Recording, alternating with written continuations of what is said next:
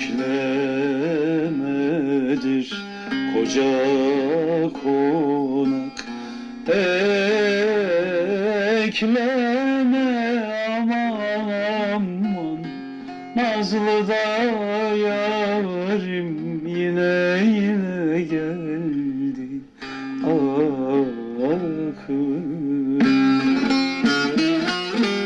Nazlı da yarim yine geldi.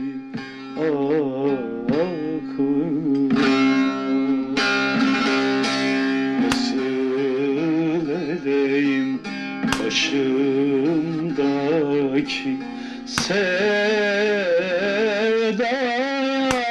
aman aman. Aman aman dostlar yoldan geldi, yorgun.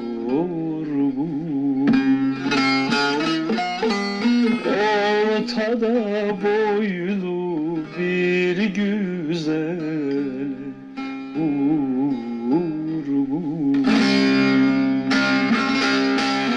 Aman aman dostlar yoldan geldim, yorgun.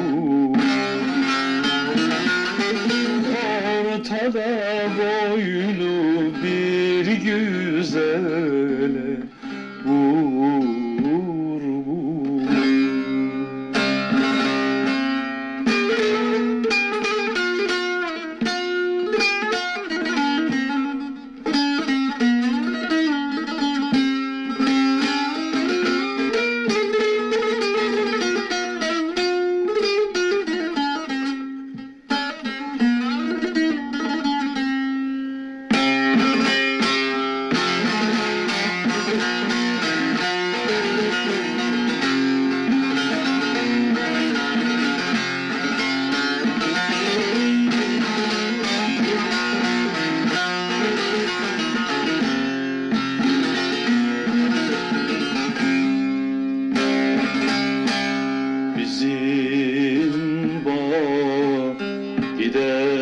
Giderken Serhan,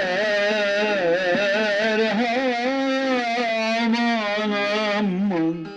Çektiler kolumdan beni tenha.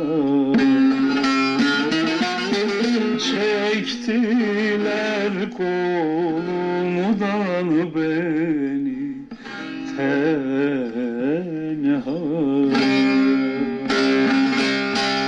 Nasıl edeyim başımdaki sevda,